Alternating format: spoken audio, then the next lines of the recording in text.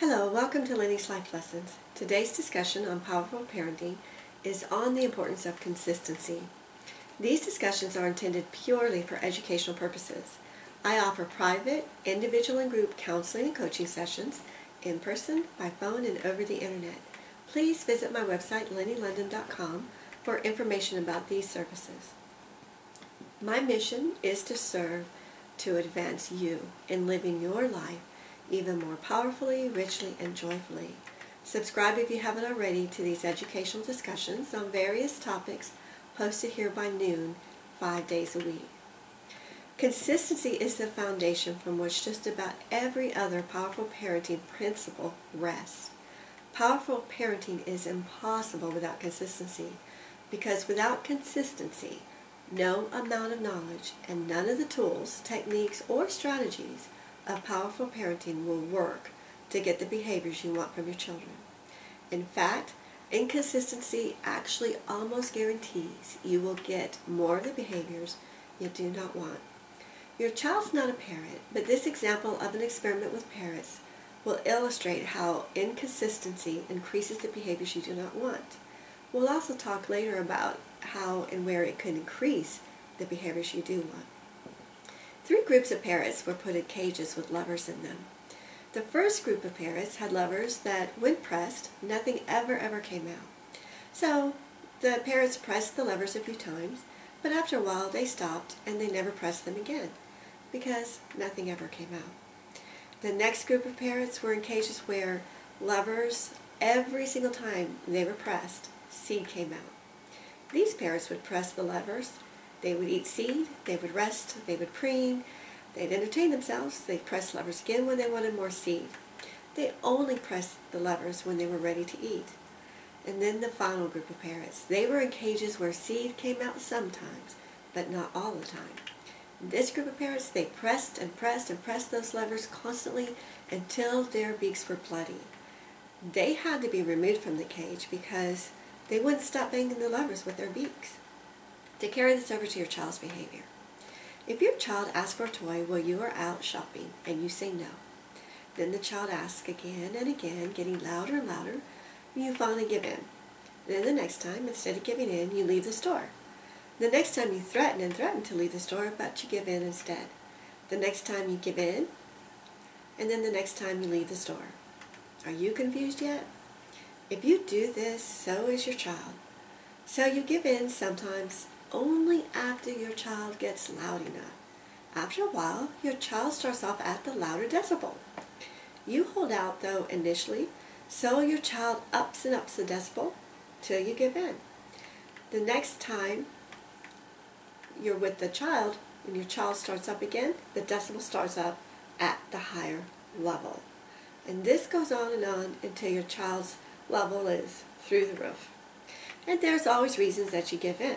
You're in a hurry, you have to finish your shopping, or no one's going to get fed tonight, you don't feel good. Each time you give in only after your child's decibel gets louder and louder. So you see how you end up increasing the starting point of your child's decibel. Does this sound at all like you? What do you think would happen if every single time your child pressed the issue of getting a toy, you gave one warning? If you keep that up, we will leave. And then you leave the store immediately if your child keeps it up. And your child does not go with you the next time. I can tell you what'll happen. You might have to leave that store about once every 6 months or so, but you're gonna, if that often, but you're gonna have exemplary behavior from your child when you're in the store. In rare cases, you might have to leave and return to the store without your child up to 2 or 3 times before your child gets the message that if I do this, this will happen. Then you want to amp this up even further. What if after 3 or 4 trips to the store of exemplary behavior, you offer your child a toy? So every 3 or 4 trips, every 3 to 5 trips, your child gets rewarded inconsistently for the behavior you want. Like the parrots that keep pounding at the lever for seed because they know sometimes they get it, your child will figure out that they're getting rewarded only sometimes, but they only get rewarded when they behave the way you want them to. Since they want the reward, they're going to more likely behave most of the time, if not all of the time. And of course, when they realize misbehaving just gets them taken out of the store. I will refer back to the parent experiment and the reward concept in future discussions, including next week's discussion on discipline and in the following discussions on getting the behaviors you want. The discussion on consistency comes first because no amount of any kind of discipline will work without consistency, and no amount of any kind of reward will work without consistency. And as you can see, you are not likely to get the behaviors you want if you are not consistent in dealing with your children. Consistency will get the behaviors you want from your children, especially when paired with the tools, techniques, strategies, and knowledge that I'll be sharing with you in these discussions. But consistency will also give something else to your children. When there is consistency, your child will feel more secure and your child will feel more loved. It takes a lot of effort to be consistent. The love that motivates that effort will be appreciated by your child, even if your child initially objects. When you stay consistent in the face of your child's initial objections, your child is comforted in knowing that you're keeping your parental power, the power that belongs to you and is too much for them. When a child has power that he or she is not equipped for, it is scary and overwhelming, and actually results in more acting out behavior. Consistency gives comfort and security to your child. Also, consistency gives your child peace of mind.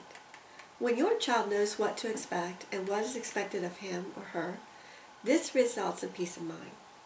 When there is consistency, your child knows what to expect and can be mentally prepared for what is expected of him or her. Think about it this way. Think you're on your way home from a hard day at work and you're looking forward to relaxing on the porch with a tall, cool glass of tea and chatting with your neighbor or your partner. But when you get there, your partner insists that you fix the leaking toilet. You probably will not be too pleased.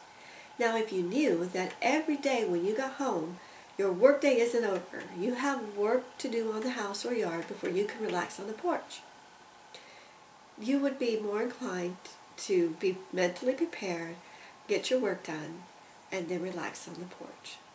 If you're a work-at-home parent and you look forward to relaxing in front of the TV after the kids are in bed, then all of a sudden your parent partner asks you for a sandwich. How are you going to feel? Yet if every evening you knew after you put your kids in bed, you prepare a snack for your partner, maybe for you too, before you relax in front of the TV, then it's a non-issue. So if your child is waiting for the end of the school day to get home to play with a dog or with a friend or on the computer, yet when he or she walks in, you all of a sudden demand homework get done, you're probably going to be met with some resistance. Getting homework done without resistance will be discussed in 3 weeks after next week's discussion addressing discipline and the following week's discussion addressing getting the behaviors you want. For right now, with the parenting tools you already have, pay attention to how consistent you are and practice consistency. And then share the results of a week's worth of consistency with us at Lennys Life Lessons on Facebook. Just check out exactly how much just changing that one thing will make a difference in your home and in your child's sense of security and peace of mind. Subscribe now if you already haven't for ongoing support, information, and strategies for powerful parenting. And please share your thoughts, suggestions, and feedback at Lennys Life Lessons on Facebook. Follow me at Lennys Life Lessons on Twitter and visit my website, lennylondon.com. And thank you so much for joining me.